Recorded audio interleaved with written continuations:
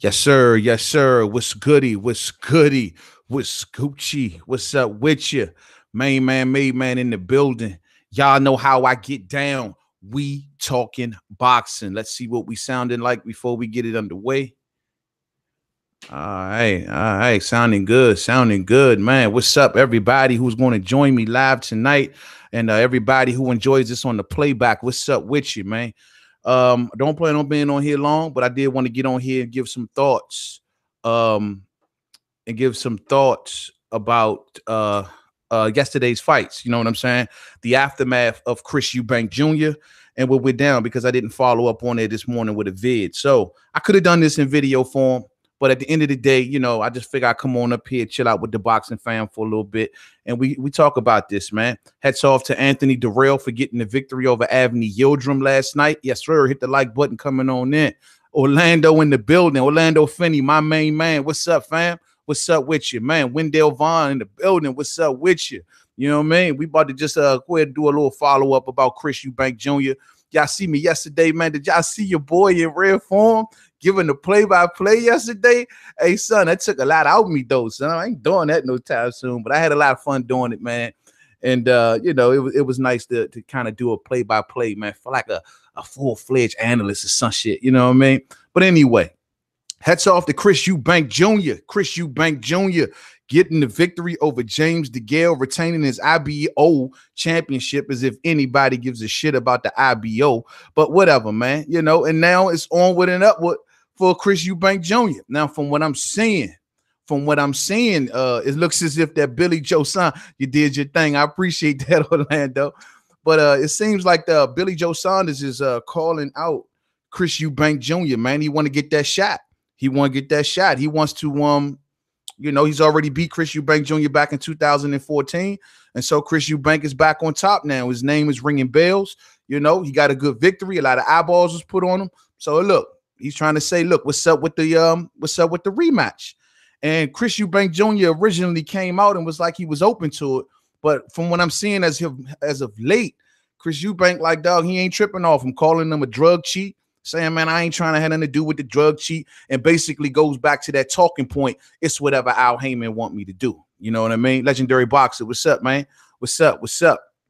Anthony Joshua brags about the IBO belt all the time too. Man, that thing holds no weight, -0 weight. No one cares about the IBO. I've never seen nobody say, yo, I'm going after that IBO title. Never heard of it. You know what I mean? It's just one of those belts that's floating around in boxing that they trying to get some sort of legitimacy to it. It is what it is. I think, matter of fact, with the IBO belt, if I'm not mistaken, that's not even one of those belts where if you hold it, you still can be ranked in another sanctioning body. You know, like if you're the WBC champion or if you're the IBF champion or whatever champion, you know, usually you cannot be ranked in another sanctioning body. But I don't believe the rules play out like that with the IBO. You know, I think the IBO, you can actually hold that belt and still be ranked in other bodies. You know what I mean? That goes to show you how much weight it holds. But whatever, man, whatever. Chris Eubank Jr., though, dog, like he's basically now seeming like, look, he's going to do the whole, I'm going to do what Al tell me to do, whatever PBC want me to do, whatever ITV want me to do. Well, that's exactly what I'm going to do. And when you look at the landscape of what's actually available for Chris Eubank Jr., it was, I don't know if y'all seen the fight last night between Anthony Durrell and Avni Yildirim. We seen Anthony Durrell take the win, 10th round stop. Well, it wasn't a stoppage. They stopped the fight due to a cut. And Anthony Durrell, now the WBC champion at 168 pounds. Well, we know Anthony Durrell rocks with the PBC, rocks with Al Heyman. And there's a lot of smoke now right there, man, at 168 pounds. Lawrence Williams, what's up, man? What's up with you? Loving the channel, bro. Keep doing your dizzle. You know what I'm saying? Real talk. But there's a lot of smoke, man, at 168 pounds for Chris Eubank Jr. And Chris Eubank Jr. is also signaling he's also down to go down to 160 pounds, where also is some smoke down there for him too. You know what I mean? Planting Benavidez beats Eubank. Durrell is perfect for Durrell. All right. Durrell is perfect for Durrell. You know what I'm saying? Which are you talking the brothers? I mean, what are you saying? But anyway, the thing is, man, when you look at the current landscape, right, at 168 pounds, of course, we got Anthony Durrell at the WBC champion. You got Caleb Plant. He has the IBF, right? And then also you got a big upcoming fight between Caleb Truax and Peter Quillen. You know what I mean? That's another possible thing for Chris Eubank Jr. And then of course Billy Joe Saunders is in the mix. Now, when you think of all of these, man, what is the best route that he should go?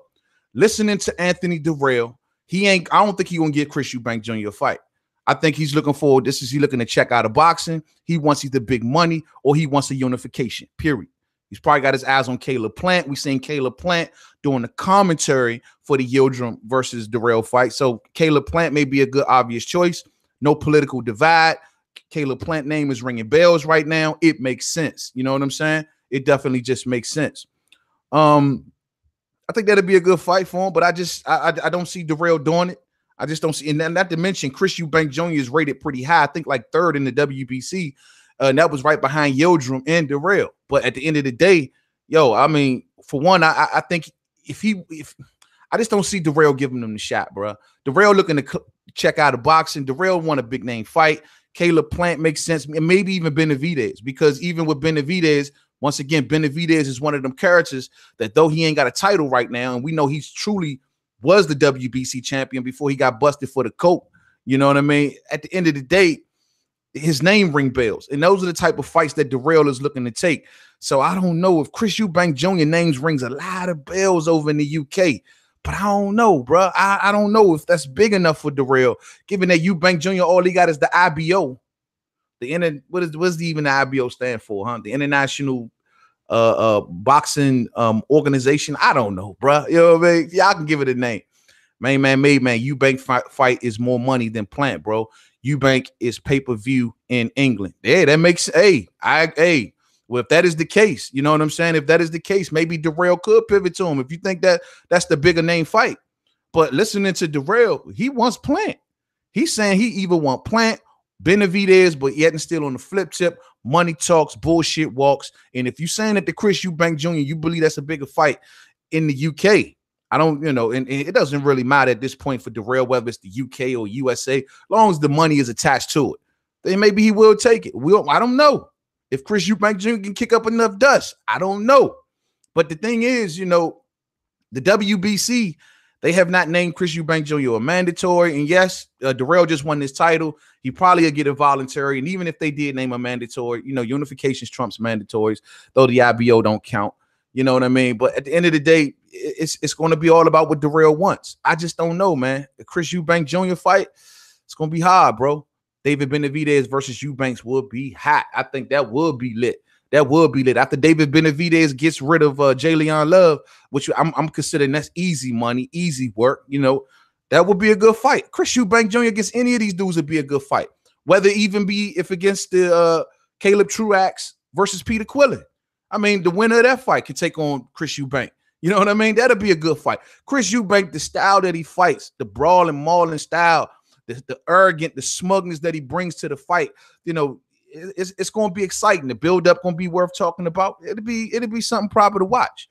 And looking at how he's actually got a little bit better at the way he beat James DeGale, I was impressed with him. Yeah, I know I dumped all on Chris Eubank Jr., man. I'm usually that dude, like I can't stand this dude, but he fought a good fight, man. I got to give it to him. Durrell will have to face Benavidez next if he beats Jay Leon. Lawrence Williams, you said so. Durrell will have to face Benavidez next. Oh, okay. But they took Benavidez out of the WBC rankings. I was trying to look up the rankings earlier. Didn't see Benavidez's name in there, man. So I mean, however that works out. I know Benavidez wants his old title back. That I do know. Benavidez has been saying after he gets rid of Jay Leon Love, he's going back after his old title and then hopes to get a fight with Caleb Plant. But I mean, look, if Durrell want to say, look, I'll take on Caleb Plant, a unification match, and ain't nothing that the WBC can do about that. That's a unification fight. So it's up to Anthony Durrell, bro. Because like I said, when it comes to them titles, bro, if you want to do a unification, man, Benavidez can want to fight all day, all night. He ain't got no belt. He can even be named as the mandatory. But at the end of the day, bro, it doesn't matter. You know what I mean? Salah, what's up, man? Salah, what's up with you? The best YouTube channel, bar none. Thanks to that, man. I appreciate that, fam. I appreciate you. Real talk, man. Real talk. But it all depends on what, like I said, Anthony Durrell wants to do. And if that's the route he want to take, the sky's the limit for Anthony Durrell with that WBC title right now. Chris Eubank Jr., as legendary boxer just said a little earlier, that'll be a possible big money fight. If he wants to go for Caleb Plant for a unification, given that Caleb Plant name is on fire right now, that'd be a good fight. If he wants to go after, even if he wants to even go after the Peter Quill and Troy, all of these fights are good fights. And now Chris Eubank Jr. is in the mix. So the question you got to ask yourself, right? Should Chris Eubank go after those fights, or should he go after Billy Joe Saunders? You know what I'm saying? I like Jamal Charlo versus Eubank at 60 or 68. I like that fight too. I like that fight too, Lawrence. No divide, no political divide. Easy to make the fight happen. No problems. You know what I mean? But should you got all of this smoke on the PBC side for Chris Eubank, which I gotta say, man, looking at hindsight, it was a good move for him to get up with PBC and Al Heyman, be headlining over there on ITV. That's all good for him. But all of that smoke, should he say forget that and go after Billy Joe Saunders? Because the Billy Joe Saunders fight would be a big money fight too, truth be told. Truth be told. I mean, we know Billy Joe Saunders is down with Frank Warren. Frank Warren just pulled that back alley move on Al Heyman when it comes to Tyson Fury and Deontay Wilder. How willing is Al Heyman willing to deal with Frank Warren right now? Now, that's going to be a good question. That's going to be a good question. You know what I mean? So I don't know, man. But looking at that would be a hell of a fight. Both of these dudes are talkers. You know what I'm saying? Both of these dudes, they got history together. They got bad blood. Billy Joe Saunders beat Chris Eubank Jr. on a split decision. So hey, it'll be a hell of a build-up, Joe. It'll be a hell of a fight. You know what I mean? But at the end of the day, what does Chris Eubank Jr. gain from that if he beats Billy Joe Saunders? Let's just be 100. Billy Joe Saunders don't got a belt.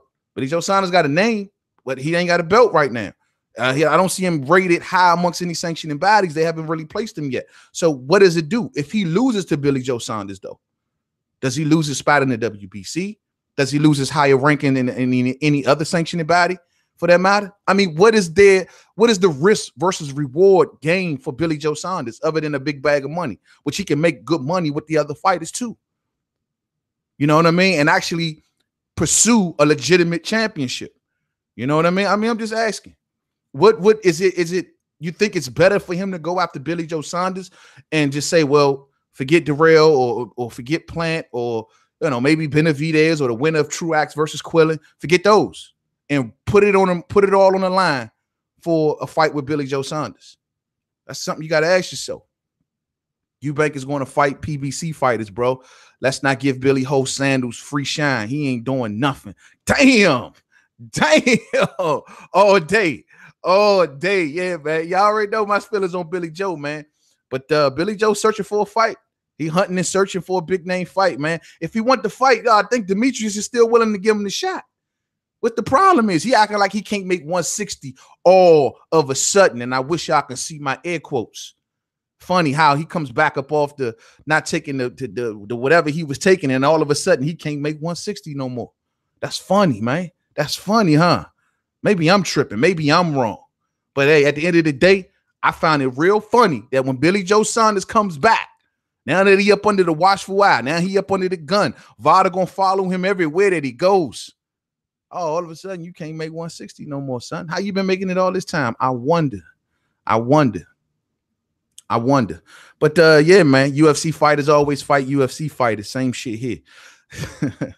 But I figured, I think that, man, if Chris Eubank is smart, stick with the PBC role, bro. I mean, let Billy Joe Saunders sweat. Like you say, Billy Joe Saunders right now is in a position where he's begging for fights, and risk versus reward. It's a high risk fight for Chris Eubank Jr. He gets paid real good if he beat Billy Joe, but yet still he can get the same sort of recognition, pursuing titles and fighting, easier fights to make politically on his side of the street, as opposed to, we all know Billy Joe Saunders once again fighting under Frank Warren. Frank Warren has this thing with BT Sports. How easy is that fight going to be made if Chris Eubank Jr. is fighting on ITV in the UK? All hard deals, you know what I'm saying? All hard deals. So that's why I'm like, man, just stay on the PBC side. Let the landscape play itself out. See what Darrell's going to do. Maybe Darrell will give you the shot. Maybe he does look at Chris Eubank as a big money fight. But listening to Darrell, he really talking up Caleb Plant, and he really talking up David Benavidez. So we'll see how that plays out, bro. We'll play. He says he's open to 162. So imagine Chris Eubank Jr., like Lawrence Williams just said, go down to 160. Jamal Charlo right there all day. That'll be a hell of a fight. I don't know what type of fighter we'll get in Chris Eubank Jr. for going to 160, but he put it out there. Ain't nobody drag it out of him. Ain't nobody tell him to. He put it out there himself. I am willing to go down to 160 pounds. So guess what? Jamal Charlo, man, he wants all the smoke. He wants all the smoke. There you go right there. You know what I mean? So maybe that'll be a good potential fight for him. Or even a Deryevchenko, which I don't know if Chris Eubank Jr. will go down to 160 for Deryevchenko. But still, at the end of the day, man, it's a lot of good fights on the landscape for Chris Eubank Jr. And I'm trying my best not to say Chris Eubanks. I swear I'm trying my best, dog. I'm holding my tongue. Every time I want to say it, I want to say Chris Eubanks. I'm trying not to say it like everybody else do. You know what I mean? But it's still his horizon is wide open, man.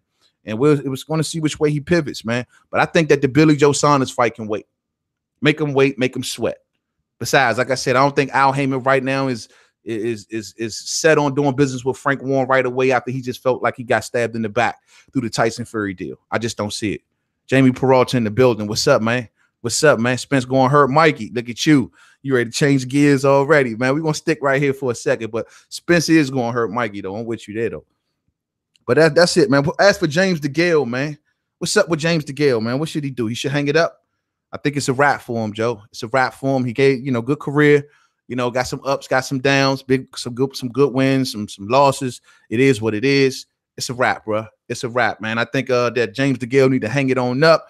His body ain't holding up. He can't. It's like, to me, his blueprint is easy to figure out now. Clearly, he can box. Don't get me wrong. He still can box, but his body ain't holding up, bro. You can already see he don't want to get hit hard. He don't want to really get too much into a dog fight. And people gonna smell it a mile away, Joe. Dog fight all day. DeGale and Stavern retirement party time all day. All day. Hey, damn, but Maine Stavern, man. But Maine Stavern fought his heart out, though, bro. I think he went out. I wish the ref would. I mean, some people say, yeah, of course, he don't want to see him get brain dead. All the punches this man already took between the Wilder fight and this fight, he brain dead already. If he go brain dead, he should have went out on the shield, man. But Maine Stavern, man, he gave a valiant effort, man. I wasn't too impressed with Joe Joyce, though, man. I thought Joe Joyce was very stiff, young. Luis Ortiz will serve this cat on a silver platter, bro. I don't think he's ready. Abel Sanchez know what's up, man. Abel Sanchez is like, not yet. At least maybe two more fights. I think that makes sense.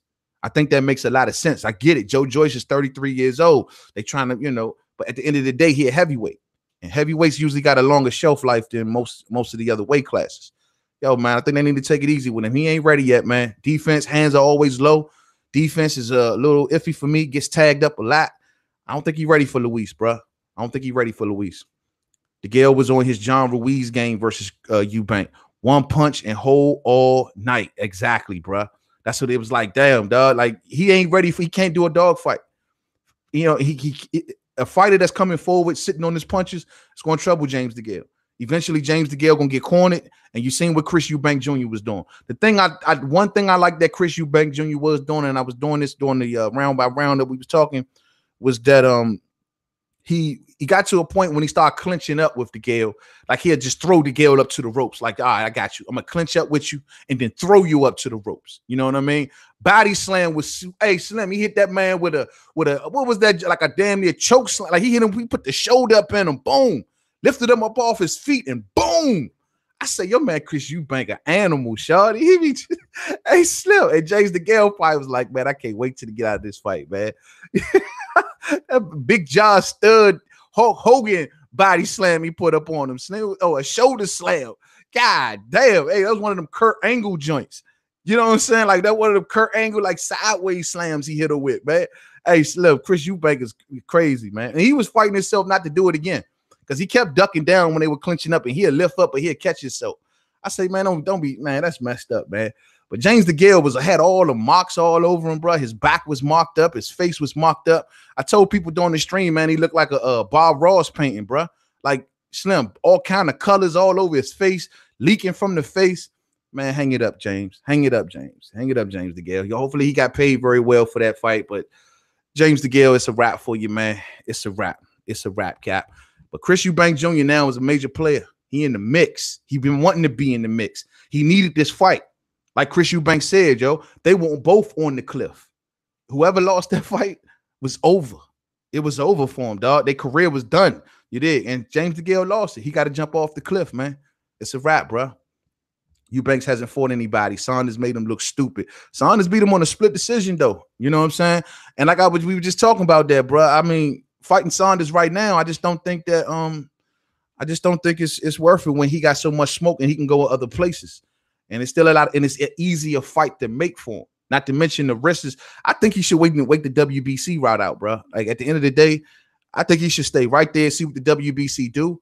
Maybe they'll give him an eliminator fight for the mandatory next or whatever like that, and he sit it out and he wait and becomes a WBC mandatory. That'll be a good spot for him, I think. I mean, that's just what I believe. See what Darrell's going to do. If Darrell wants to go for unification, fine. Maybe the WBC will give him an eliminator fight in his next fight. Boom, he go for the mandatory. I don't know. He may even be named the mandatory. We don't know. We got to sit back and see what the WBC do because Yildirim is ahead of him, but Yildirim lost last night. So we got to see what's up with that, man. It's going to be interesting to see how that plays out. But he in a good position. He in a good position. He with the right team. He can be a star over there on ITV. He got his own network for the most part. He one of the early ones over there. Hey, he in a good position, man. Eubank versus Fight Darrell or Charlo, both good fights. Both good fights. So I say he in a good position, man. He really is. That win last night did so much for him, man, that it's insane. But he needed that, man. He needed that after the reputation ass whooping that he took after the Groves fight. Then not to mention, man, even when they was like trying to put him in, remember when they didn't know if Groves was going to make it to the championship fight, and he stepping up like, oh, I'll take his spot. I'll take his spot. Man, yo, the backlash from the fans made the World Boxing Super Series say, no, we can't do that. We can't do that. We can't do it because the fans are backlashing on Eubank right now. But now he got some more respect back with his name. I know I was riding on Eubank, man. Like, hell nah. After that shit he put Groves through and coming in like an airplane, leading off with his head. Nah, man, get up out of here, bro. Go fight somebody. Well, he fought somebody. And he fought someone with a subpar, decent name. At the end of his career, granted, but still had a decent name. Still had a decent name. Andrade is doo-doo too. Shit. Hey, Andrade, man, we'll see, man. Andrade the champion. Andrade in a very good position. Y'all can say what y'all want. Demetrius Andrade is in a very good position, bro. He got the last remaining piece at middleweight. When Canelo if he want to become undisputed, all roads to undisputed, at least as of today, leads to Demetrius Andrade. If Canelo beats Daniel Jacobs, or if Daniel Jacobs beats Canelo, they got to go see Demetrius for being undisputed. So all he got to do is chill out. You know, I hate to say that about him because he ain't did shit at 160. But at the end of the day, he in a golden position. And that's just facts. That's just facts. I want Saunders to fight Hurd or Canelo. I want Saunders to fight the winner of Canelo and Jacobs. Whoever, man, that way we getting an undisputed champion. Period. You know what I mean? That way we getting an undisputed champion. But look, man, I've got to speed this up before I got to get up out of here. I want to bring this up one more. I want to finish this out with Tyson Fury talk. Yeah, I've been riding on this all week long. Y'all know I have, and I'm just sitting, I'm wondering, man. And I'm like, dog, like this move by Tyson Fury, man. I'm wondering, is this going to isolate him, man? Like this really going to really isolate him from the other champions? I just was talking about this on my late live stream that I did. Bruh, this is going to be bad for us if this play out the way I'm thinking it might play out. Fury over there on ESPN, right? Okay, cool. Wilder rocking with PBC. Cool. All right, AJ rocking with Matchroom, Hearn, and all of them jazz, right? Let's just cut the brass tacks. Let's just look at some of the scenarios, right? And I was thinking about this. Let's look at some of the scenarios. And I heard the news about allegedly ESPN not wanting Anthony Joshua and Jarrell Big Baby Miller to come over there to promote their fight. But let's just think about this. Let's just think about this. Yeah, Aaron about to offer Spence a 5-fight contract. Makes sense. But it just won't make sense, even what I'm about to talk about. Think about it. Let's just play out the scenarios. And maybe I'm missing something. And if I'm missing something, y'all knowledgeable folks out there, let me know where I'm going wrong. The thing is, let's say if they want to say, okay, we already heard they want to do Tyson Fury versus Deontay Wilder, right? Let's say that go. Now, we all know the news. Deontay Wilder is a free agent. He can fight on any network he wants. Granted. All right, cool. But here's the deal. Al Heyman just read up his deal with Showtime, right? Also got a new deal with Fox. Though Deontay Wilder can make a move and he ain't obligated to a network, what position does this put Al Heyman with Steven Espinoza if they're going to take Deontay Wilder where Showtime built his career up to this point. You take Deontay Wilder off Showtime. Where does this put the relationship then with the PBC and Showtime, given you took a major star? And I know you, like you said, they may be like, oh, well, you know, you got the other fighters on PBC. You got Spence, you got Thurman, you got all of these other dudes. But if ESPN lures away Deontay Wilder, they not going, like you just said, Jamie, they not going to stop there. They going to keep on going. They going to go after Spence. They going to go after Thurman. They going to go after Porter. They going to go after maybe even Pacquiao, whoever they can get. These dudes are not locked in network deals. I think a couple of them are, but I ain't really get too deep in it.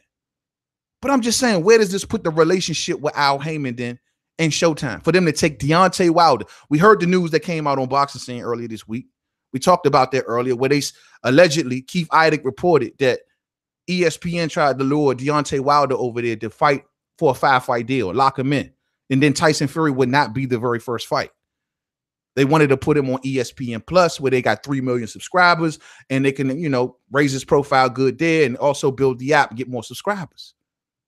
So you know what they're trying to do.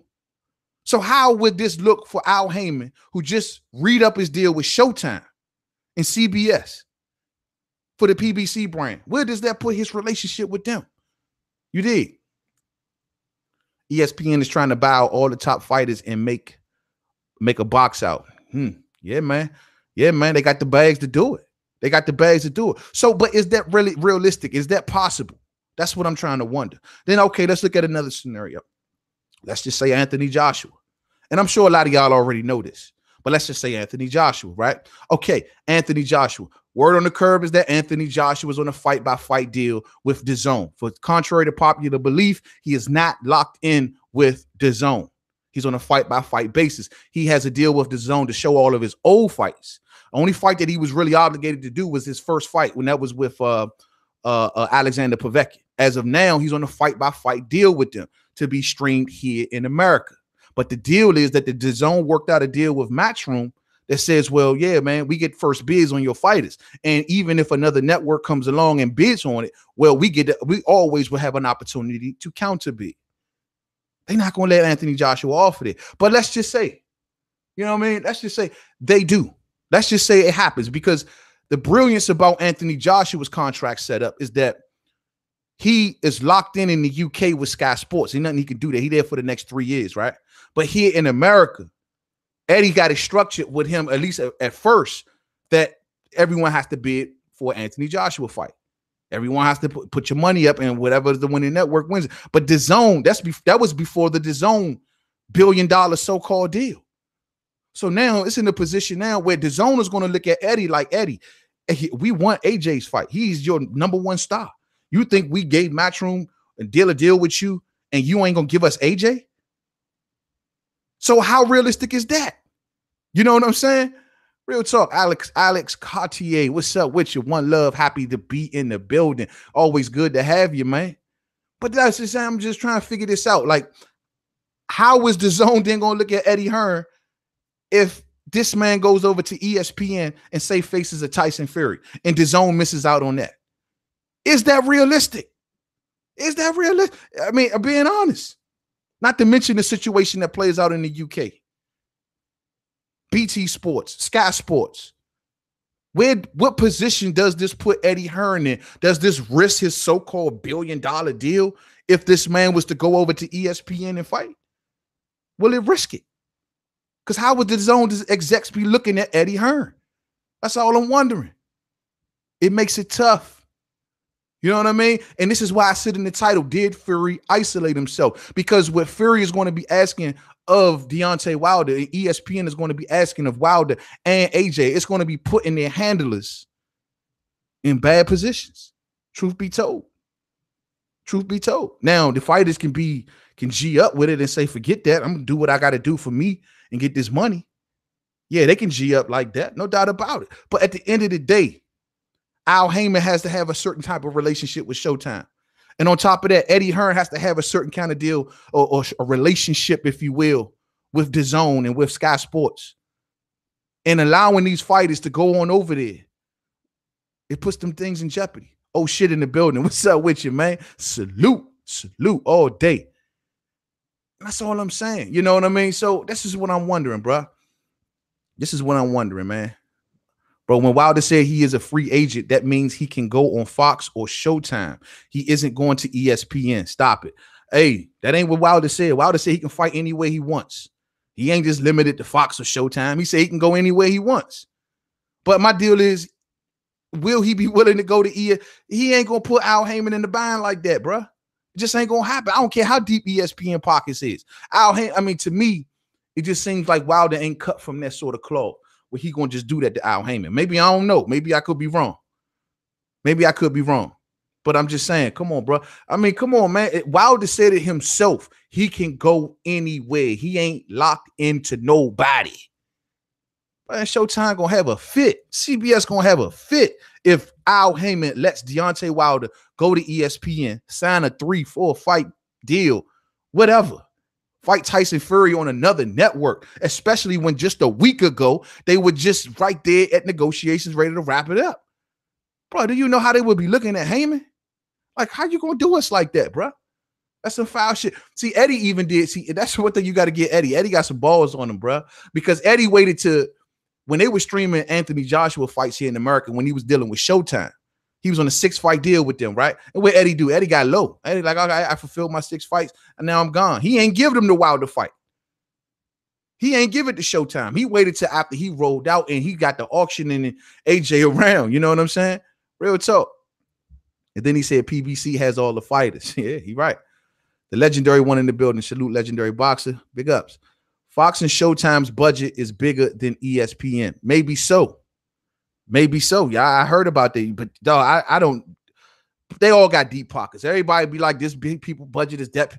They all backed by huge corporate entities. We don't know who fucking got the most dollars, bro. You know what I mean? Whether it's between Disney and whether it's between Fox. And from what I'm understanding, Disney owns all of them. It's just who the hell knows? All we know, they all got deep pockets. The only one who can't compete maybe is DAZN, and I'm being 100. But DAZN got Eddie in the bag. And Eddie cannot jeopardize everything that he got. If he allows Anthony Joshua to go over to ESPN, and you know Top Rank ain't doing no 1-fight deal, you know ESPN ain't looking to do no 1-fight deal. These dudes gonna ban. Well, if you win, we got options on you. Oh yeah, you gonna fight your next few fights right here. So I mean, it is what it is. Legendary says, man, that's Heyman's plan to keep all fighters as free agents. And I did a video about that. Which you value more, freedom or the money? You know what I mean? But that's the thing, man, to keep them all free agents, but free agents between 2 networks, like you just said. You know what I mean? So how really free are they? But free agents between 2 networks. Now Tyson Fury is over there on ESPN. So that's why I'm begging this question. Is he isolated now? Is he isolated? ESPN can try all day. Tyson Fury is over there by himself. How is it they got that? This is the reason why Bob Arum came out the other day and was like, yo, yeah, I talking about 80 million pounds and this deal is worth 80 million. Where you hear that at? We didn't say that. We don't know how much Tyson Fury going to generate. We just don't know. Without Wilder and without Joshua, we don't know how much Tyson Fury going to generate. This shit ain't guaranteed. You know what I mean? So, I mean, I don't know, bro. I don't know. It's going to get interesting, man. ESPN trying to kill all the promoters. Yeah. Now, let's just be 100, though. Like, because we all do this and we get into this rooting for promoters game and we get into this rooting for networks game. Let's not misunderstand ourselves here as boxing fans. The best thing for the boxing fans, truth be told, especially if all of these dudes ain't going to work together and it's going to hurt relationships and all of this other shit. The best thing for the boxing fans is for all of these people to be on the same network. And not just being 100. The politics doesn't exist at that point. If the more of them that are under the same umbrella, the politics doesn't exist. This is the reason why certain boxing fans get a little upset sometimes with Al Heyman, because we sit back and we say, well, you got Spence, you got Thurman, you got Porter, you got Danny Garcia, you got Manny Pacquiao. We want to see all of these dudes mixing it up. And it can happen. You know what I mean? But however, we may get upset because we don't get it at the time we want to get it. But we all know that the possibility still exists that this might just happen. All of these fights are going to happen. This is why PBC got out on top, because they have everybody under the same umbrella and they can make the fights. So what's best for the fans? Shit, man. The more of these fighters that's under the same umbrella, the better. What's best for possibly the fighters? I don't know what's best for their bank accounts.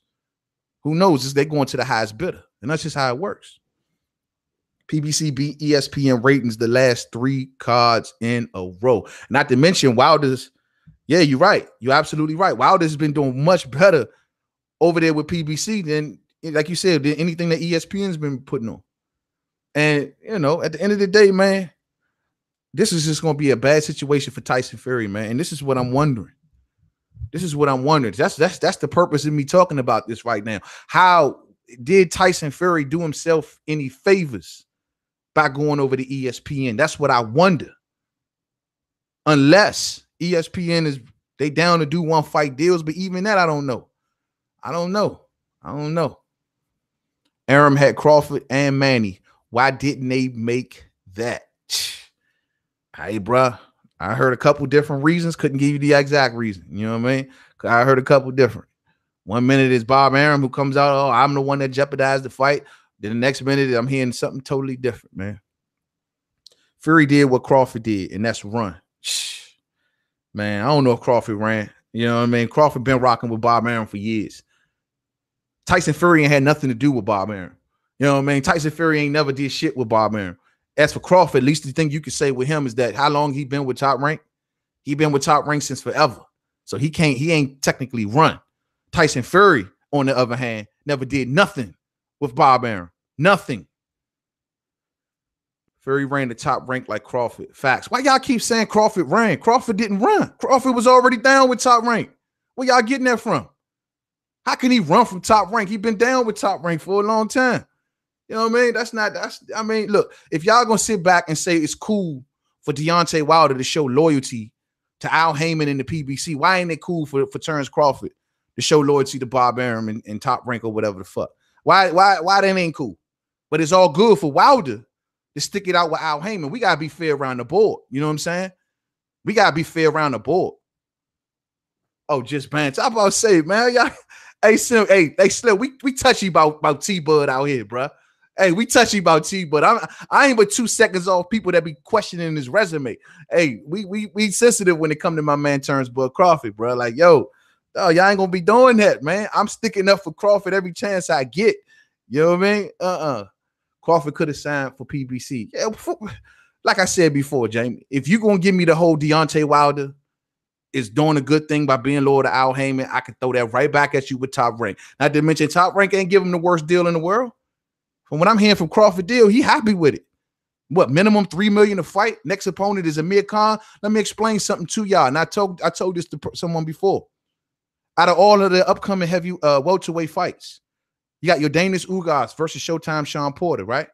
You got Earl Spence Jr. versus Mikey Garcia. You got Keith Thurman, MIA. The best fight at welterweight that's coming up with these next set of fights is Terrence Crawford versus Amir Khan. Man. Oh, we don't want to go there, though. Facts. Unless you want to say Showtime Sean Porter versus Yordanis Ugas is better because it's better than what's going on with Amir Khan and that's when it comes to competition. Why? That's the best fight that's out here. Mikey is smaller fighter going up against Big Earl. Okay, cool. Yeah, he damned to be great, and we all intrigued by that. But come on. From the actual welterweights, look like Terrence Crawford got the popping fight right now. Real talk. Got a popping fight. You know what I mean? Let's keep it 100. Orlando says Crawford versus Spence is the fight that needs to happen all day. And $4.99 super chat from the homie. Appreciate you, fam. You ain't never lied. That's the fight that needs to happen. So here we go. ESPN versus PBC. Why they ain't making this fight? Here we go. Porter versus Ugas is 50-50 mandatory. Crawford is fighting a bum on pay-per-view. Are you joking? So, okay, Amir Khan is a bum. Okay. All right, Amir Khan. First off, it could be pay-per-view because Amir Khan has a following. Amir Khan has 3 different followings. The UK, the Pakistani, and the Muslims. Of course, it should be on pay-per-view. He got a following. At the end of the day, I don't sit here and stomp the ground for Amir Khan much, because y'all already know how I feel about him and my main man, Kell Brook. But at the end of the day, Khan got a point. Ain't nobody at welterweight beat him. Ain't nobody at welterweight beat him. We gonna call now Khan all of a sudden is a bum when Crawford fight him now, right? Fuck out of here. Khan right now he a bum. Sammy Vargas just dropped Khan. Don't get me wrong, I'm with you. He did. I with you there. But did he win? Did he win at the end of the day? You know what I mean? Come on, bro. Crawford fighting that smoke right now. It ain't the is it Spence? No. Is it Sean? No. But dog, if it's all that, then let them go and step to the man. You know what I'm saying? Look, man, I'm not hey, legendary. You're not about to get me up in here defending Amir Khan overly too much. You ain't about to get that, homie. You know what I'm saying? But at the end of the day, what I'm saying is when you look at the landscape of the upcoming fights, yo, Dana's Ugas, who he beat? Who he beat? I like Ugas stylistically, but who he beat on that level? Riddle me that. You talking about it's a 50-50 fight. Who he beat? Come on, man. At least Khan is a former champion. You know what I'm saying? At least you got to at least give him that at the end of the day. Who did Ugas beat? I like Ugas. I do. And I'm not shitting on Ugas by far. But who he beat, son? You know what I mean? For you to say it's a 50-50 fight. Come on, man. $3.5 million, but he didn't make pay-per-view money. He only makes what he signed the contract for. That's why Spence told him you don't make money. Who you talking about? You talking about to Terrence Crawford? He told him that you don't make money. Oh man, we ain't gonna sit and act like we know all the ins and outs about Terrence Crawford's deal. You don't know what he getting on the back end. Man, you don't know that, bro. All I know is Bob Arum knows what he got, and he knows he better pay that dude well, or else he can be lured away. I'm not gonna sit back and act like Terrence Crawford made a mistake because he rocking with the same cat he been rocking with for years. Dog, if we gonna say that about Wilder, we gotta say the same thing about him. Period. Amir Khan's last main event in the US sold 4,000 tickets. His main event in the UK sold 6,000 tickets. Hey, sir, you ain't about to get me up here defending no goddamn Khan, bro. But I'm saying, don't act like the man ain't no star, bro. Come on, man. Look at this man. Everything he does, he a weird dude. You know what I mean? Like the dude has been on reality shows. Dude do anything he can do to remain relevant. Go after Anthony Joshua, saying Anthony Joshua was hitting his girl or whatever the fuck. Like he clout chasing ass Khan. Don't get me wrong. But at the end of the day, who has at welterweight beat Khan? Who at welterweight beat Khan? We know Floyd got up out the way. He ain't went get Khan that smoke when Khan was right there as what? The WBC #1 dude? Floyd ain't want to see him. Floyd ain't want to see him for whatever reason. You know what I'm saying? There's a lot of fighters who ain't jump out there with Khan. Now, I ain't going to sit, like I said, bro, I got my reserves and my criticisms when it comes to Khan, but I'm not going to sit here and dump on him on the sake of Crawford. Fuck no. It ain't happening, Cap. Who did Amir Khan beat, bro? Oh, man. He beat Marcos Maidana. He beat Marcos Maidana, right? Did he not beat Marcos Maidana?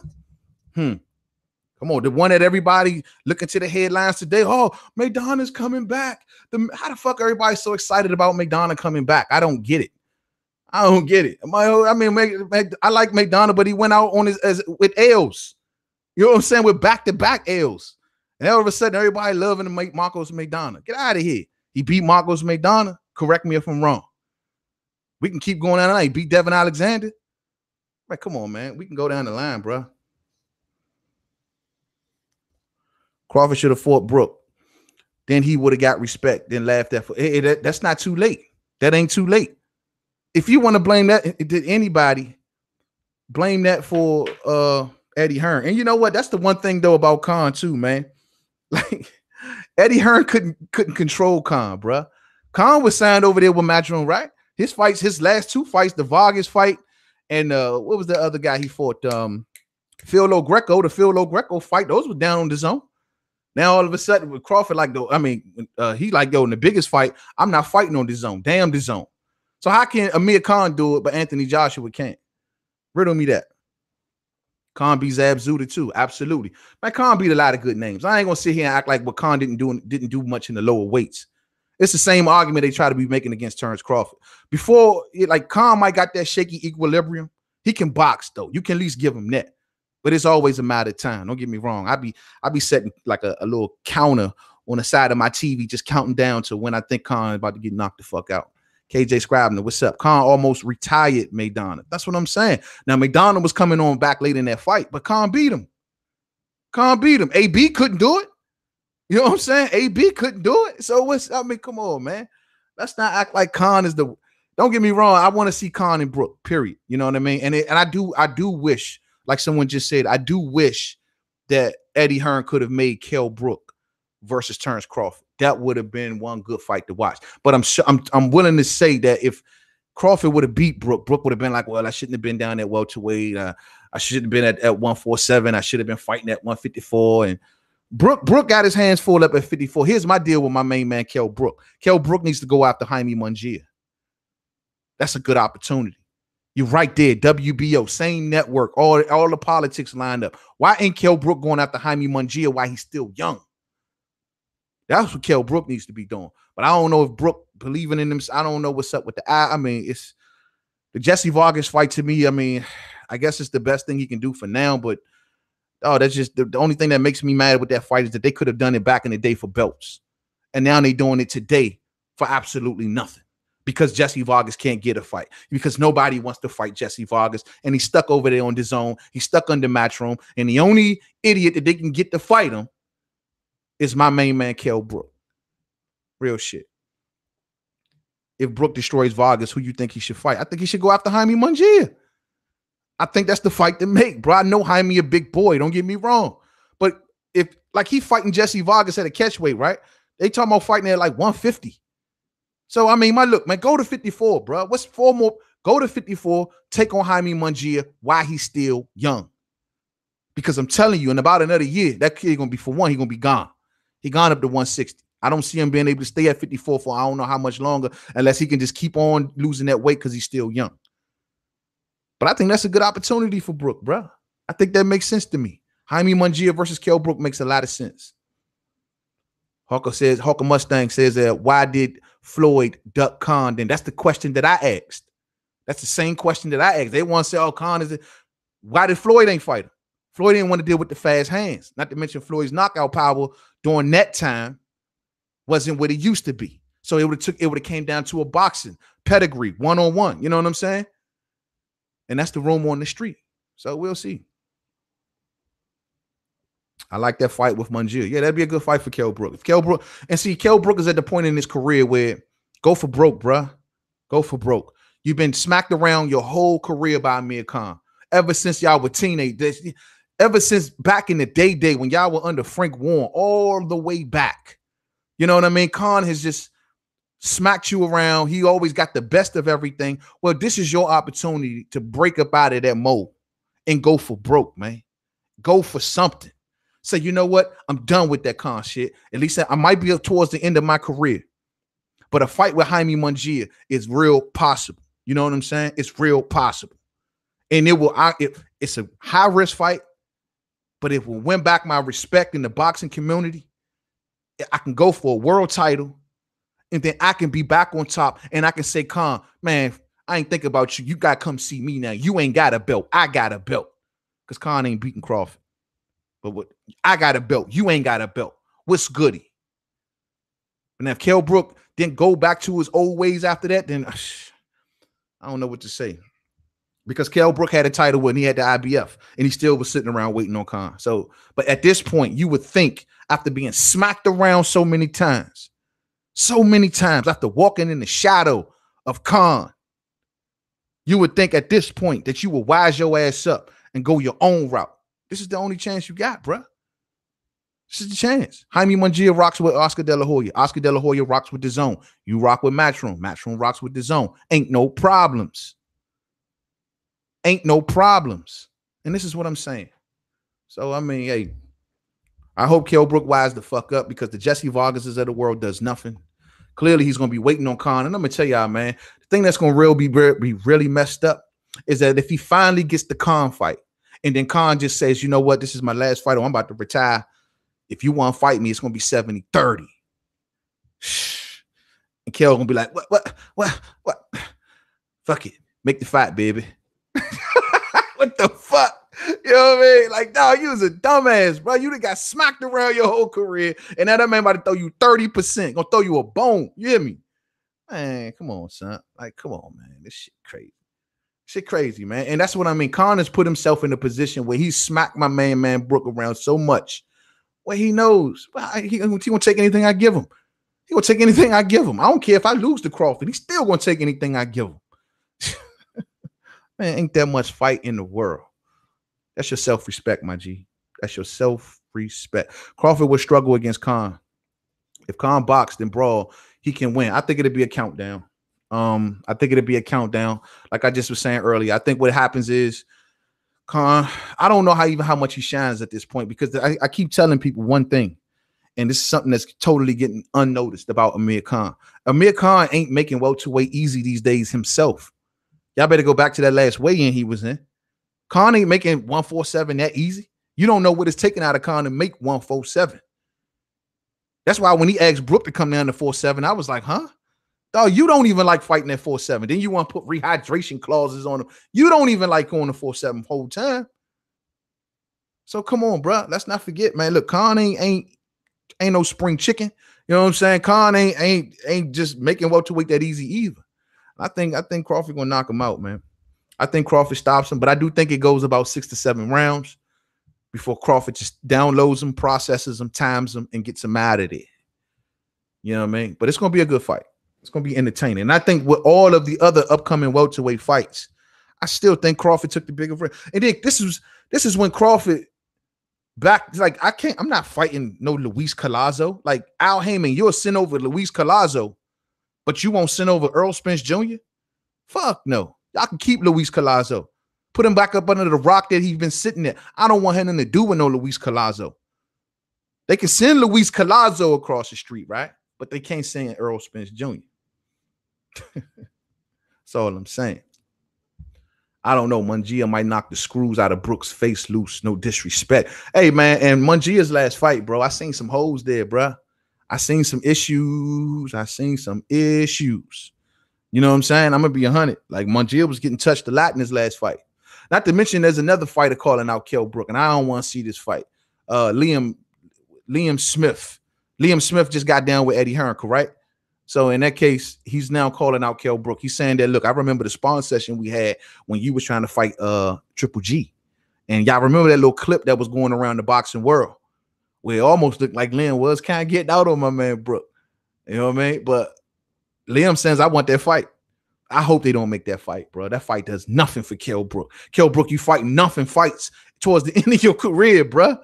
Don't risk your eye and all that. You fighting nothing fights. Go after Jaime Mungia. Call him out. You originally came to 54 saying you wanted Charlo and Hurd and all of them. Go after Mungia. That fight can be made. Go for broke. That's how I feel. That's how I feel. Man, you a Crawford fan. Who wins? Crawford versus Spence. Who you got? Oh, don't put me on record with that right now. I ain't ready to call that right now. You know what I mean? I'm a Crawford fan, but I like Spence too. I don't want people to think I don't like Earl Spence Jr. I like Earl Spence Jr. I just need to see, is he the real deal or not? I'm not like most who just jump out the window over Earl Spence Jr. and be like, oh, he's number 1 pound for pound. He's the greatest of all time. He can go in the Hall of Fame today type shit. Like, nah, that ain't me. I need to see it. I believe that he possesses that next level ability, but I need to see it. All of this eye test bullshit, I need to see it. Or he looks like he'll beat Keith Thurman. Or he looks like he'll beat Sean Porter. I ain't buying that, cuz. I ain't buying that. I need to see it. So, but I'm not ready to go on record to say who I think wins. I think Crawford, I mean, they both bring something good to the ring. And we'll see. I wanna let this thing play out for a little longer. I don't want to be on the record right now, right there with that, bro. Sorry, Jamie. You know what I mean? Alex Cartier, who should Loma fight? Comey. I know that Comey fight is what it fell through or whatever. That's the best thing. I mean, I would like to see Loma fight Gary Russell Jr. Now, fight maybe Tank. There's some good fights down there, man. Teofimo coming. Teofimo is coming. He said he sees holes in Lomachenko. I don't know. Maybe it could be all talk, but there's some good fights there, man. But I want to see him go ahead and keep on going, getting titles. I want to see Loma see how far he's going to really go, man. Comey would be the fight that I would probably hope for the most. Mayweather beat all the Hall of Famers, laughing my fucking ass off. Which Hall of Famers did Amir Khan beat? I mean, come on, man. I mean, do we, you know what? Because it's late. I'm about to let's pull up Khan's Let's pull up Amir Khan's box rec real quick, shall we? Because we going. So you doing that? The only reason I'm doing this, right, is because you doing that to discredit my main man T-Bud. You know what I mean, legendary. You doing that to discredit T-Bud, homie. You know that's the reason your ass doing it, and I ain't gonna let your ass get away with that shit tonight, cuz you ain't getting away with that, man. You ain't getting away with that shit, legendary. No, not by far. Nah, I know that's the reason you doing that. So you gonna sit back and tell me, Devin Alexander, former IBF champion at welterweight, you know what I'm saying? Let's see. He beat Zab Zuda, yeah. Beat Marcos McDonough, yeah. Beat Paulie Malignaggi, that ain't much. Colton Marco Antonio Barrera, beat him, yeah. You know what I mean? So I mean, that's about as far as it goes. You know what I'm saying? That's about as far as it goes. But at the end of the day, those some decent names, son. You know what I mean? Those some decent names, bro. Now, here's the question. Who did Mikey beat? Riddle me that. Let's talk about that, cousin. Who did Mikey beat? Can we talk about that? Or what you want to me? Orlando Salido? That's what you gonna tell me? Oh, he beat Orlando Salido. Let's look at Mikey Garcia's resume, shall we? Scared of a guy that gets hurt by Sammy and Algieri, but they lost though, son. They lost. You know what I mean? You don't get me defending no damn Amir Khan. They lost. Hold on. Let's look at Mikey Garcia, shall we? And let's remember the circumstances during the times when he fought these dudes. You know what I'm saying? Okay, Mikey Garcia, my main man, 39-0. You know what I'm saying? Oh, he beat Elio Rojas. Oh, okay. Nice. Dejan Zladikent. I never could pronounce this cat's name. Dejan Zladikentinen. Oh, okay. That's what's up, Mikey. Rocky Roman Martinez, who proved to be shit. Okay, cool. All right. Juan Manuel Lopez. Whoop-de-doo. Orlando Salido. Okay, cool. Sergey Lipinets. Cool. Robert Easter Jr. I like Robert Easter Jr. I like Bunny. You know what I mean? But see, the point I'm making is this. I'm not here to shit on Mikey Garcia. But when you ask Linares, it took Lomachenko to come up and wait to get Jorge Linares before Mikey did. I'm just saying, though. Mikey beat Dejan, Easter, Lipinets, 3 undefeated champ. Oh, my God. You're going to shit on Amir Khan's resume, but sit back and tell me that Mikey beat Dejan, Easter, whom I like, Robert Easter Jr., and Sergey Lipinets, who I never was high on, Sergey Lipinets. See, that's the shit I'll be talking about. Now, if Terrence Crawford would have beat those same type of names right there, you'd have been shitting on Crawford. Oh, who did Crawford beat? You'd have been shitting on Crawford. Garcia is real good, but he fought a lot of scrubs too. Not to mention jumped over 140 and did not want that Regis Prograis Josh Taylor smoke, did he? Oh, we ain't gonna go there. I mean, come on, bro. So when you start doing this resume deal, or who did Khan beat because you see him facing Terrence Crawford, we can play that game to other fighters too. You did. We can play that game to other fighters too. And here's another question. Let me ask you this. Legendary. I fucks with Earl Spence. Don't forget me. Don't get me wrong, but who Spence beat? Should we go there? Or is it too late tonight? It's Sunday night. I shouldn't go there tonight, huh, fellas? I shouldn't go there tonight. Maybe I shouldn't go there tonight because this is just going to kick up too much dust. I shouldn't go there tonight. Should I go there tonight? Who Spence beat? I mean, real shit. You know what? It's Sunday. You know, everybody got work tomorrow. I'm not going to do that, man. I'm not going to do. Oh, Peterson. Okay, Peterson. I'm from the DMV, so you will never catch me shitting on Lamont Peterson. But I will say this. Peterson was not the Peterson. War-torn Peterson. Wars and rumors of wars version of Peterson. That's who that was. You know what I mean? That's who that was. And you so let me guess. You think Terrence Crawford ain't beat nobody, but the best name that you can dig up for Earl Spence, the so-called mystical legendary creature, is my main man, Lamont Peterson, who's been through wars and rumors of wars, right? Who's probably in his last weight class, who's been through former weight classes, who's been in championship fights, who's fought all kinds of fighters all his career, but that's the best name that you can give me. You don't even say Kell Brook. You know what I mean? Kell Brook better than all of the names on Bud's resume, and you know it. Which version of Kell Brook? The one with one eye? Man, look, man, you really tripping, bro. You really tripping. You talking about a cat that comes up to the welterweight division, first fight at welterweight, takes on a world champion who was fresh off beating a legend. Are you out of your mind?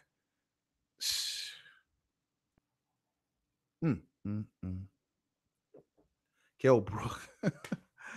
Why you ignoring Kell Brook? I just told you. I ain't ignoring Kell Brook, but I do know the circumstances. Kell Brook was fresh off coming from up, 2 weight classes, coming after getting half his face broken in, had to force his way back down to 147, fighting a man with one eye, and Earl was losing the fight until Kell Brook's eye went out. Facts. Okay. And you're going to tell me that version of Kell Brook was better than everybody on Terrence Crawford's resume, right? Right? Come on, man. Come on, man. Come on, man. Don't even, man. An undisputed champion. You're talking about a #1 pound-for-pound fighter. A #1 pound-for-pound fighter. You're not just talking about any fighter. You're talking about a #1 pound-for-pound fighter, homie. You know what I mean? Nah. Spencer's a middleweight who hides out at 147. He can do it. He ain't never missed weight, Hawker. We can't say that because if we're going to have to say that, we're going to have to talk about half of boxing. You know what I mean? We ain't going to say that. Spence broke the other eye. Come on, bro. I've had this conversation with so many people that is insane. Bruh, when you weaken one side of something that's connected, it weakens the other side. And you can ask any doctor that shit. Dog, the metal plates that Kell Brook got put in his face, it weakened the other eye. It's just a coincidence, right? A coincidence that the fight after Kell Brook's eye goes out, the other one goes out. It's just a coincidence. It's just a coincidence, right? I ain't believing that shit. How you #1 pound-for-pound by beating Postal Benavidez? What planet is this? Because ain't nobody beat him.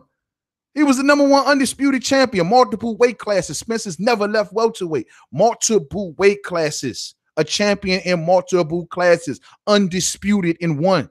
Come on. Why am I having this conversation? Crawford fought 2 fighters who are so-called top fighters, Gamboa and Postal. Who they fought? Nobody. A bunch of bums. Okay. All right. At the time, they wasn't bums. They probably bums today, but at the time, they wasn't. Last I remember, Postal was a champion, right? He beat Lucas Matisse, if I remember.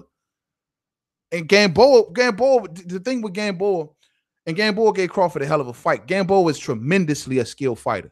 Tremendously skilled Cuban fighter. Former champion. It ain't his fault that he was mismanaged, but he was a tremendous fighter. Everybody shitting on, man, y'all ain't gonna do that, bro. Y'all ain't gonna be shitting on my man Buzz resume and then act like Spence's resume is fucking gold. Hell nah, son.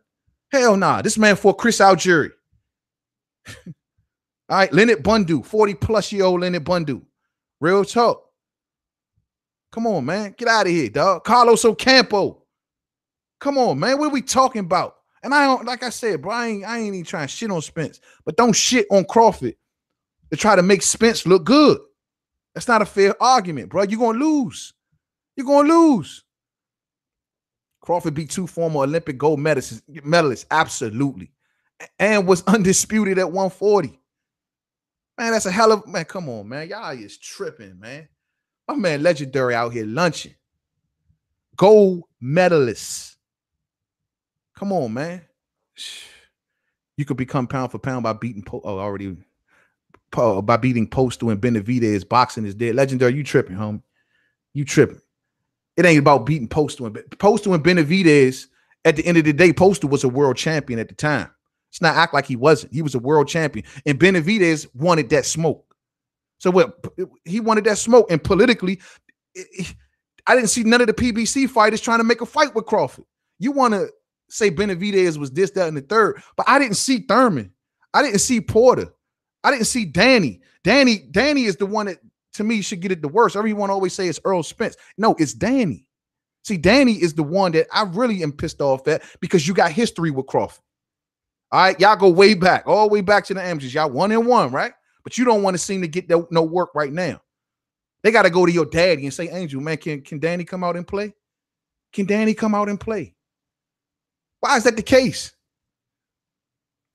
Canelo is pound for pound #1. Crawford is not even close, bro. Man, Canelo ain't pound for pound #1. It's Terrence Crawford, man. Now I like to hear your argument. I got to get you on the show, Legendary. You got a Google Hangout or you got a Gmail account? On the next live stream, I got to get you up here, homie.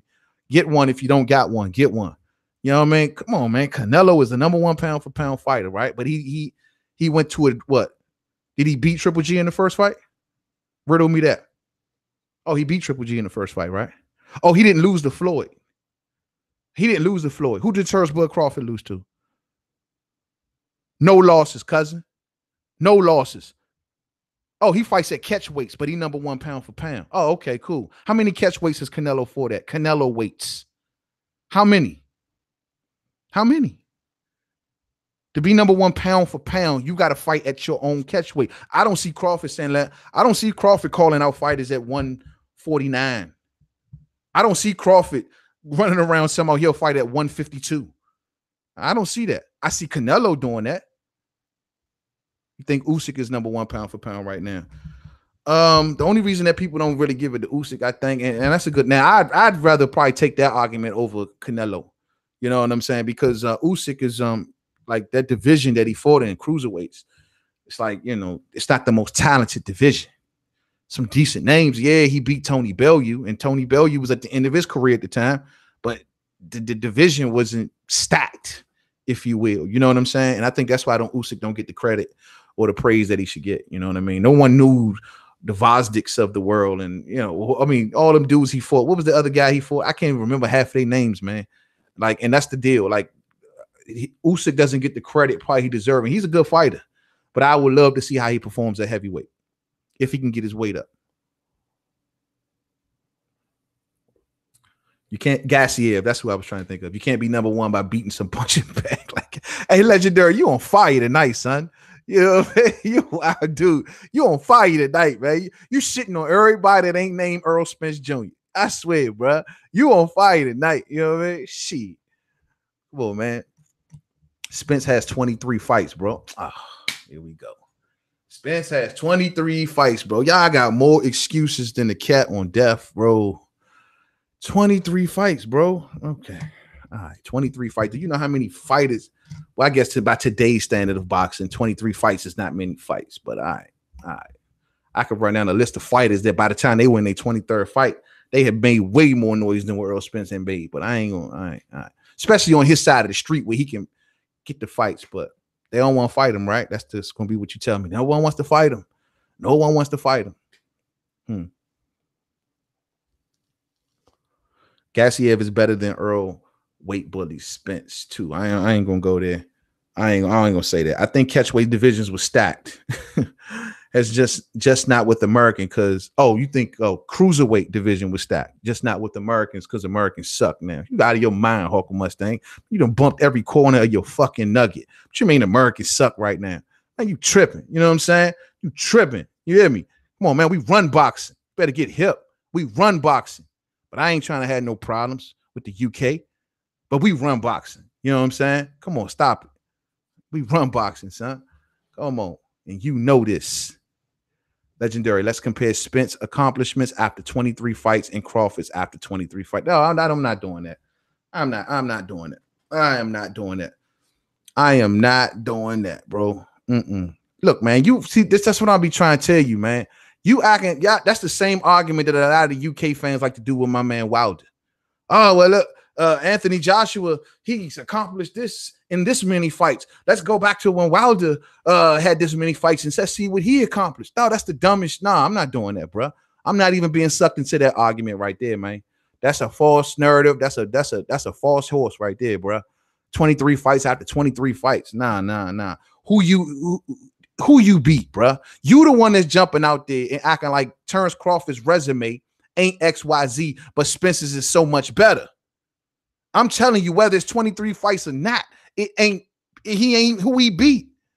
That's all I'm saying. It don't matter how many fights. And we talking about today. You saying that Crawford's resume is garbage compares to Spence. So who he beat? That's all I'm saying. Canelo lost to Mayweather due to weight cut he had to do at Mayweather's contract. So give credit to Canelo. Canelo was young. I don't, Canelo was young, but how you gonna ask Mayweather? If that's the case, then he shouldn't have came in for Floyd. You know what I'm saying? He should have kept his ass up at 54. But what happened after he fought Floyd? He continued to fight at catch weights, right? He continued to fight at Canelo weights. It wasn't just Floyd. It was more fights than just Floyd that he could continue to fight at catch weights. That's all I'm saying. Just not better than Spence. All right, bro. Okay. You want to sit on one hand and say, oh, he only fought 23 fights, so he ain't have a chance to. I guess your argument is he ain't have a chance to fight or do this or do that. But then on the other hand, when we tell you Crawford beat Olympians and became undisputed in multiple weight classes, a champion in multiple weight classes, then you want to say now, oh, Spencer. All right. Okay. All right. Brian Thompson in the building. What's up, fam? What's up with you? What's up with you? Canelo drained Chavez Jr. also. Absolutely. Didn't even fight Chavez Jr. at the full-fledged weight class. For them at a catch weight. So how are we going to say Canelo is number one pound for pound when he is the catch weight king? Make no mistake about it. Terrence Bud Crawford is the number one pound for pound fighter on the planet, and he has proved it over and over again. Over and over again. Over and over again. Oh, you gonna thumb me? You're damn right. Canelo Alvarez is not the number one pound for pound. Is he in the top 5 pound for pound? Hell yeah, he is. But he ain't number one pound for pound. You cannot fight and be winning constantly at catch weights, looking for constant advantages, and then turn around and say he's the number one pound for pound fighter. Don't make no sense. It don't make no sense. You know what I mean? Come on, who cares if he beat Ndongo for undisputed? Ndongo is made of paper. Then why was Ndongo a unified champion? You the one that brought up Sergey Lipinets earlier, right? You said that. Who did you say? You said Mikey beat Sergey Lipinets, right? So it's not cool when Ndongo do it though, right? Oh man, who did he beat for that? Wasn't it whoever he beat? Ndongo had a unified championship, bro. At the end of the day, you know what I mean? And all this talk you be saying, nobody don't want to fight Crawford though. This is what I don't understand. Shit, man. We'll see. We'll see. Lipinets with KO and Ndongo. Funny. Did you see Charlo's missing poster on 49th and Qualls, or was I tripping? No, I seen that poster, homie. He definitely was missing. I seen that picture, man. They say he's missing. No one had seen or heard from Jamel Charlo. They said the last time that they seen him, man, he was running around talking about the Martians are coming, running down 49th and Quall Street in Northeast DC. That's the last time we seen Jamel Charlo. Anyone seen him? Let me know. Did you hear Sean fired Kenny Porter? No, I didn't hear that. Nah, stop playing, bro. You on joke time. Are you serious? Hey, somebody got to stamp that for me, man. Sean fired Kenny Porter? Nah, I ain't hear that. I ain't heard that. I got to look that one up. If that is the case, that will be the very first next video that I will do in the morning. I have not heard that Sean Porter fired his father, Kenny Porter. I think you swelling like Magellan. Real talk. I swear, check Goodfellas channel. I'll check it out. I have not heard that. Before I get off here tonight, hold on. Let me just do a quick. Let me see if that's official, bro, because you might be playing. No one has hit me up. No one's inboxed me on it. Sean, you sure you ain't doing clickbait or some dumb shit, dog? Like, for real. Don't be coming in here with that dumb shit if that shit ain't real talk. Sean Porter and Kenny Porter. He ain't fired no Kenny Porter, son. I need to know what's up with that. So, I don't see nothing about that, bro. I don't see nothing about that. But I'll be looking for it. That's not a cool thing to talk about if that's not true. You know what I'm saying? And no one shouldn't be reporting about that unless they 100. Real shit. Rolando Romero, that fighter, Rolly said Sean is not training with Kenny anymore on Barbershop's channel. Yeah, that's coming from a third party, bro. I need to hear this from Sean. I need to hear this from Sean, or I need to hear this from Kenny. You know what I mean? It was a rumor on Barbershop Conference. Yeah, they shouldn't be spreading no rumors like that, son.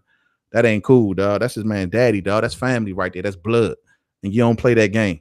And all you Canelo fans, yo, he is not number one pound for pound. Keep thumbing me down, goddamn it. You know what I'm saying? You keep on doing it. He ain't number one pound for pound. I'll say it again. Anyway, the video is on Goodfellas channel also. All right, I'll look into it. I'll definitely look into it. That's not true. Sean just switched his training camp to DC Headbangers. Shout out to DC Headbangers. Shout out to Burry Hunter. to DC Headbangers because Ugas is based in Las Vegas. So what they talking about, Lawrence Wayans? Man, yo, they need to stop that shit, bro. Look, man, unless y'all don't know, I don't know whatever channel reporting that shit, but that is something I wouldn't even go near unless I know for sure. That's family, bro. That's the man's father. You know what I mean? That's that man's daddy, dog. Like that wouldn't even unless you heard them people's out on the interview themselves. Don't be going by with no other fighters talking about, oh, this is what I heard. I heard Kenny and Sean ain't training no more. If you ain't heard it from their mouth, dog, don't even regurgitate that shit. You know what I mean? Don't even do that, bro. That's not cool. That's family. They've been riding since that's that man's son. That's that man's seed, bro. Spreading rumors like that ain't cool. And I don't vouch for shit like that. You know what I mean? And I hope Barbershop ain't doing that shit, bro. I hope he man enough to know to take that shit down. I don't care if you got a beef with the man or whatever the fuck. I don't care if you got a problem with that man or whatever. You're a reporter. Don't do that, man. That's some foul ass shit. Brian Thompson, he was front row on Showtime 2 weeks ago, man. You know what, man? I'm going to shut it down off that one right there. I don't care for that, man. That link I posted is a training video from last week, and the first person you see in that video is Kenny. Yeah, man. And y'all know Kenny Porter and Burry Hunter are tight, man. They two peas in the pod. Oh, they always been tight. You seen Burry Hunter and Kenny and Sean Porter's corner for his last fight. You know what I mean? So come on, man. They all blood. They all family. You know what I'm saying? Burry Hunter and Kenny Porter go way back. I don't even see Burry Hunter probably coaching Sean Porter if he know that Kenny got a problem with it. Nah, bro. That don't even sound right to me. You know what I'm saying? Man, Burry too stand up for that. Burry ain't gonna get in the middle of that. You know what I mean? Come on, man. Y'all, man, come on, son. Come on, son. I am Sophion. What up with Big Baby Miller? Walking promo machine, son. That's my main man. I love you. I think he's gonna get knocked out, but that's it, man. Look here, yo. I'm gonna shut it down. King, what's up, King? What's up with you? I'm gonna shut it down, and it's it for me tonight. I ain't want to stay on even this long, you know what I mean? But I got sucked into a crazy ass argument with my main man, Legendary Boxer. Shout out to you, Legendary Boxer. I always appreciate all the participation. Y'all always know we turn up here. Some people are more sensitive than others. We never do sensitive on this channel. We can talk our shit and still show big love to one another. I appreciate everybody for tuning in. I don't block y'all. I'm not that cat that's gonna be telling my mom, yo, block them, yo, nah. That ain't how we do. We have fun, we chop it up, and we talk the sport of boxing. Whether who you support, it's all good with me. I'm always down to go to a back and forth with any of you, and you all know y'all more than welcome to come up on here if I can get you a link. It's always love. To the next video, Main Man Made Man. Don't forget to subscribe. Twitter, Made Man 511. Facebook, Main Man Made Man. Boxing Forum. Google Plus, Main Man Made Man. To the next one. Peace out.